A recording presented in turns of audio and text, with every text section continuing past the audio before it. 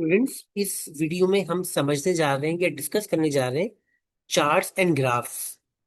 अच्छा, सबसे पहली चीज हमने स्टूडेंट्स अपनी सबसे पहली वीडियो अपने स्प्रेडशीट के इंट्रोडक्शन में ही कहा था कि एक पर्पस जिसके लिए हम यहाँ पे स्प्रेडशीट को डिस्कस करने जा रहे हैं उनमें से एक पर्पस है हमारे पास क्रिएटिंग चार्ट्स एंड ग्राफ्स। सबसे पहली बात हम एक चीज रिकॉल कर लें कि ये चार्ट्स और ये ग्राफ्स बनाए किस लिए जाते हैं।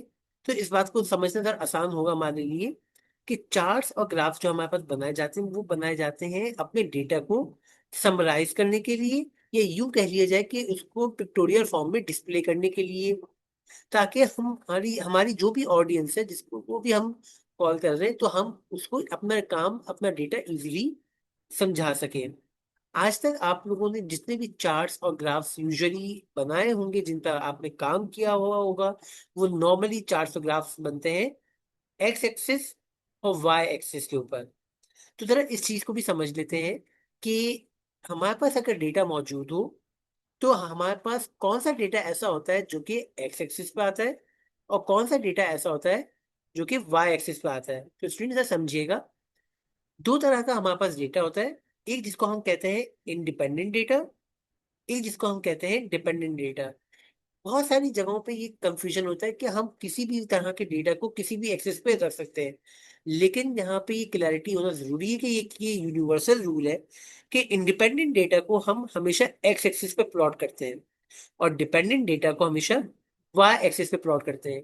आपने MA 1 ही के अंदर शुरू के कुछ चैप्टर्स के अंदर आपने पढ़ा होगा कॉस्ट क्लासिफिकेशन एंड बिहेवियर। उसमें मुख्तलिफ आपने एग्जाम्पल्स देखी होंगी। उसमें फॉर एग्जाम्पल अगर आपसे पूछा जाए कि प्राइस कौन सी एक्सेस पे आएगा, तो यहाँ पे सिर्फ इतना सवाल पूछना काफी नहीं होगा, बल्कि सिचुएशन का डिफाइन होना बहुत जरूरी है कि इस सिचुएशन क्या है और उसमें प्राइस डिपेंडेंट है या इंडिपेंडेंट है। याद रखिएगा यहाँ पे कि इंडिपेंडेंट डेटा वो होता है जिसकी वजह से किसी दूसरे डेटा पे इम्पैक्ट आ रहा हो, जिसकी वजह से किसी दूसरे डेटा पे इम्पैक्ट आ रहा हो। डिपेंडेंट डेटा वो होता है कि जो कि वेरी हो रहा हो किसी दूसरे वेरिएबल में चेंज आने की वजह से। अब फॉर एग्जांपल यहाँ पे एक सिचुएशन ड्रॉ कर लेते हैं।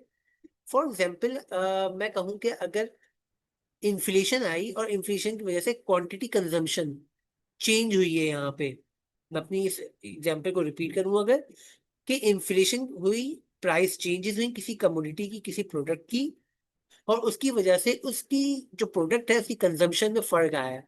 तो इस एग्जाम्पल के अंदर जो प्राइस है वो इंडिपेंडेंट डेटा है, जो क्वांटिटी कंजम्पशन है वो डिपेंडेंट डेटा है। किस तरह कि प्राइस की वजह से क्वांटिटी कंजम्पशन पे इम्पैक्ट आ रहा है, तो ये इंडिपेंडेंट डेटा हुआ प्राइस। और क्वांटिटी डिपेंड जो क्वांटिटी कंजम्पशन है वो वेरी हो रही है because of the price changing.